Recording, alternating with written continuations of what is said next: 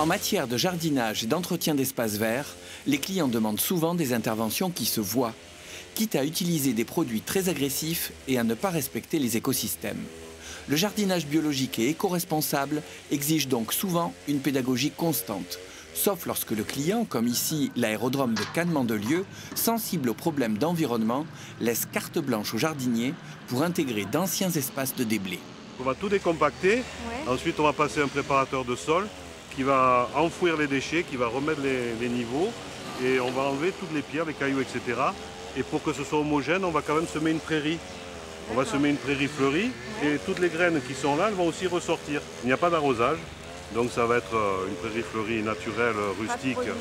Pas de produits chimiques, pas d'engrais pour l'instant parce que vu comme c'est beau. Oui, ça pousse tout seul. Hein. On a plein d'espaces verts et on a notamment 2 zones de prairies humides sur les 4 du département. Et on a notamment un partenariat avec le CNPACA depuis 2003, justement sur la préservation de la biodiversité. C'était pour vous montrer les jupes botaniques des Washingtoniens. En fait, on les laisse, ce qui est assez dur d'expliquer aux gens, qu'en fait c'est une protection.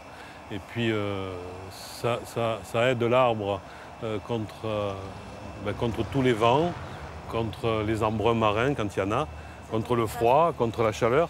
Et donc c'est une protection, c'est une couverture. Depuis 3-4 ans, on tombe beaucoup plus haut, ce qui fait que les pâquerettes et beaucoup de fleurs arrivent à fleurir, parce qu'avant c'était tondu très ras, donc ça n'avait pas le temps de fleurir, quoi. Et comme elles fleurissent, elles grainent, et il y en a beaucoup plus. Cet arbre est attaqué par un champignon, on le voit là au pied de l'arbre. Et le champignon, on le voit aussi dans les cicatrices qui n'ont pas été cicatrisées d'ailleurs. Mais on le garde parce qu'en fait, il y a des insectes qui vont dans cet arbre et qui se nourrissent que d'arbres qui sont vieux, vieillissants ou malades. Et ces insectes, par ailleurs, ils sont mangés aussi par des oiseaux. C'est-à-dire que quand on supprime un arbre mort, on supprime l'insecte qui mange ce bois mort et par la suite aussi l'oiseau. On arrive là sur le point le plus proche de traitement des chenilles processionnaires, c'est-à-dire c'est le pin qui est le plus proche de l'aérogare, où il y a peut-être un petit peu de danger parce qu'il y a du public.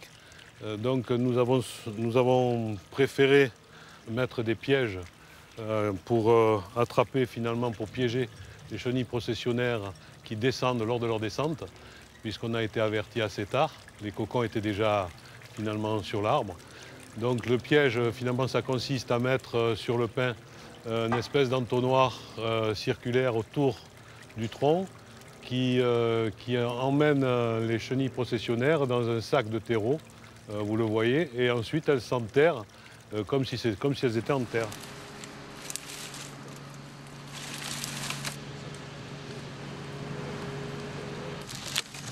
Il y a aussi tout un travail qui est fait d'observation.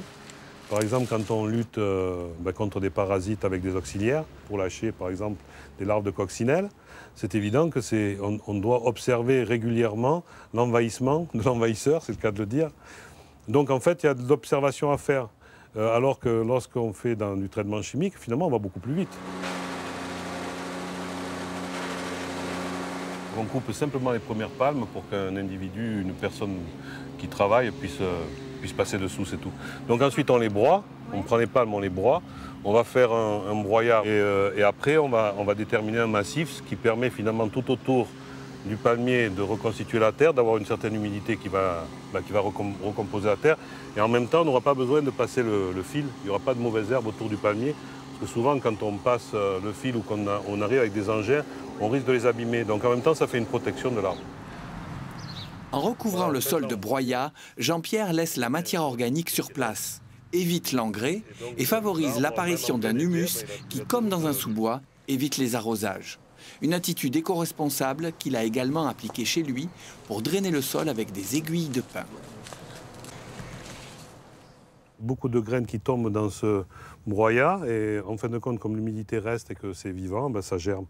Donc moi, je récupère régulièrement des petites plantules que je mets dans des petits pots, puis après, je les remets dans mon jardin. Ce sont les platanes qui ont été plantés par mon grand-père, Donc d'un côté, vous avez l'allée qui a été taillée au niveau municipal et départemental. Et derrière, c'est un platane. Le platane qui reste, qui était dans la propriété privée, n'a jamais été taillé, simplement nettoyé et en respectant son architecture. On peut voir la différence de hauteur des mâts, on appelle ça des mâts, les grandes branches charpentières, on appelle ça des mâts. Et vous pouvez les voir, la hauteur est à peu près du double du platane normal et au niveau de la grosseur, c'est la même chose, on dirait qu'il est beaucoup plus vieux. Il faut traiter sans maltraiter en fait. C'est nous qui le déséquilibrons en venant en dessus, couper, tailler, traiter, etc., etc. Un détail, des coordonnées, un commentaire, rendez-vous sur le site de Prioritaire.